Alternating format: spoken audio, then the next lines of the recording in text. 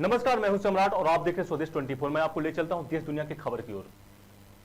PM Modi आगामी रविवार को आकाशवाणी पर मन की बात के कार्यक्रम में देश विदेश के लोगों के साथ अपने विचार साझा करेंगे। यह मासिक रेडियो कार्यक्रम की 115वीं कड़ी होगी। श्रोता इस कार्यक्रम से संबंधित अपने सुझाव टोल फ्री नंबर 1800-11-780 पर भेज सकते हैं। नमो ऐप पर भी सुझाव भेज सकते हैं। यह सुझाव 25 अक्टूबर तक भेजा जा सकता है। कार्यक्रम का प्रसारण आकाशवाणी और दूरदर्शन के सभी नेटवर्क पर किया जाएगा। यह कार्यक्रम आकाशवाणी समाचार की वेबसाइट और न्यूज एआईआर के ऐप पर भी उपलब्ध रहेगा। आकाशवाणी समाचार, दूरदर्शन समाचार, प्रधानमंत्री कार्यालय तथा सूचना और प्रसारण मंत्रालय के यूट्यूब चैनल पर भी इसका सीधा प्रसारण किया जाएगा।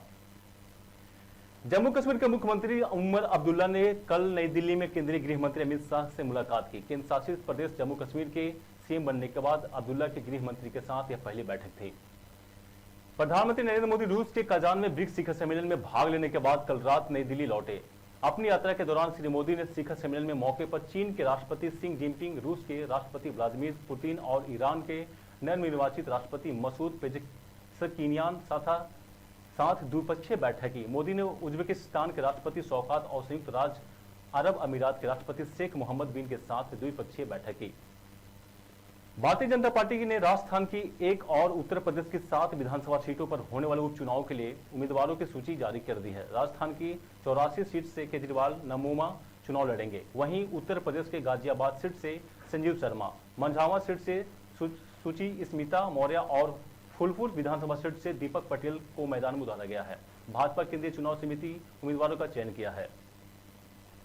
पीएम नरेंद्र मोदी ने भारत तिब्बत सीमा पुलिस आईटीबीपी के स्थापना दिवस के अवसर पर हिमवीरों और उनके परिवारों को शुभकामनाएं दी है। मोदी ने एक सोशल मीडिया पोस्ट में कहा कि आईटीबीपी के जवान सबसे चुनौतीपूर्ण इलाकों और कठिन जलवायु परिस्थितियों में लोगों की रक्षा के लिए वीरता और समर्पण के प्रतीक के रूप में तैनात है। उन्होंने प्राकृतिक आपदाओं और बचाव कार्यों के दौरान बल के जवानों के गौरवपूर्ण तथा प्रेरक प्रयासों की भी सराहना की। भीषण चक्रवाती तूफान दान के 24 और 25 अक्टूबर की मध्य रात्रि के बीच ओडिशा के पुरी और पश्चिम बंगाल के सागर द्वीप के बीच टकराने की आशंका है। पश्चिम बंगाल के 7 जिले चक्रवात से सबसे अधिक प्रभावित होने की संभावना है।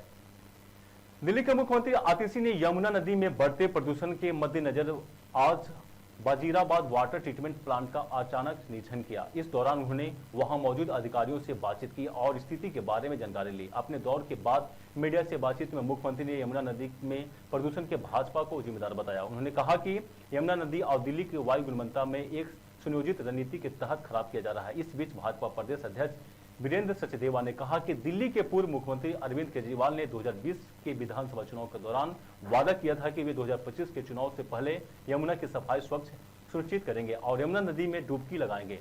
श्री सचदेवा ने आज एक सोशल मीडिया पोस्ट में माध्यम से मुख्यमंत्री आतिशी और पूर्व मुख्यमंत्री अरविंद केजरीवाल को आमंत्रित किया कि वे कल सुबह 10 बजे आईटीओ यमुना छठ घाट पर आए और अपना वादा पूरा करें। यूनेस्को की एक रिपोर्ट के अनुसार भारत शिक्षा पर चीन और जापान जैसे देश से ज्यादा खर्च कर रहा है। रिपोर्ट में कहा गया है कि भारत मध्य और दक्षिण एशिया के अन्य देशों की तुलना में सकल घरेलू उत्पाद प्रतिशत और सरकारी व्यय दोनों मामले में शिक्षा में अधिक निवेश कर रहा है। भारत ने देश में शिक्षा को बढ़ावा देने के लिए वर्ष 2015 से 2024 के बीच अपने सकल घरेलू उत्पाद के लगभग 4.1% से 4.6% राशि निर्धारित की। रिपोर्ट में यह भी उल्लेख किया गया है कि भारत ने शिक्षा में महत्वपूर्ण निवेश किया है, जो संयुक्त राष्ट्र शिक्षा 2030 के फ्रेमवर्क फॉर एक्शन द्वारा निर्धारित अंतर्राष्ट्रीय मानकों के अनुरूप है। इसमें प्रत्येक देश के लिए अपने सकल घरेलू उत्पाद का 4 से 6% शिक्षा के लिए आवंटित करने की सिफारिश की गई है। पश्चिम एशिया में दक्षिण लेबनान पर ताजा इजरायली हवाई हमले में कम से कम 10 लोगों की मौत हो गई है। वहीं गजा पट्टी में की गई बमबारी में एक डॉक्टर और नगर पालिका के कर्मचारी सहित 5 फिलिस्तीन नागरिक मारे गए हैं। इसके जवाब में हिजबुल्लाह ने घोषणा की है कि इसमें दक्षिणी लेबनान स्थित रब एल थालथिन और आइडाइस के गांव में इजरायली सैनिकों के जत्थों और उनके कई ठिकानों को निशाना बनाया। इजरायली सुरक्षा बलों का कहना है कि इसने उत्तरी गजा और जबालिया क्षेत्र में हमले तेज कर दिए हैं। इन हमलों में कई लड़ाके मारे गए हैं और हथियार बरामद किए गए हैं। इसी बीच विश्व स्वास्थ्य संगठन ने सोशल मीडिया पर घोषणा की है कि बढ़ती हिंसा, तेज बमबारी, सामूहिक विस्थापना आदेश और मानवीय सहायता की कमी के कारण उत्तरी गजा में पोलियो टीकाकरण अभियान को स्थगित कर दिया गया है। वित्त मंत्री निर्मला सीतारमण ने कल रात अमेरिका के वाशिंगटन डीसी में विश्व बैंक के अंतर्राष्ट्रीय मुद्रा कोष की वार्षिक बैठक में इतर आपदा प्रतिरोध बुनियादी ढांचे पर गोलमेज सम्मेलन की अध्यक्षता की। वित्त मंत्रालय ने बताया कि बैठक में श्रीमती सीतारमण ने बुनियादी ढांचे और इसके सहयोग से संचालित महत्वपूर्ण सेवाओं के लिए जलवायु परिवर्तन के कारण विकास लाभ कम होने के खतरे पर बल दिया है। बैठक के दौरान उन्होंने महत्वपूर्ण निवेशों से समझौता किए हैं। इसी के साथ ही सम्राट को दी इजाजत और देखते रहे स्वदेश 24।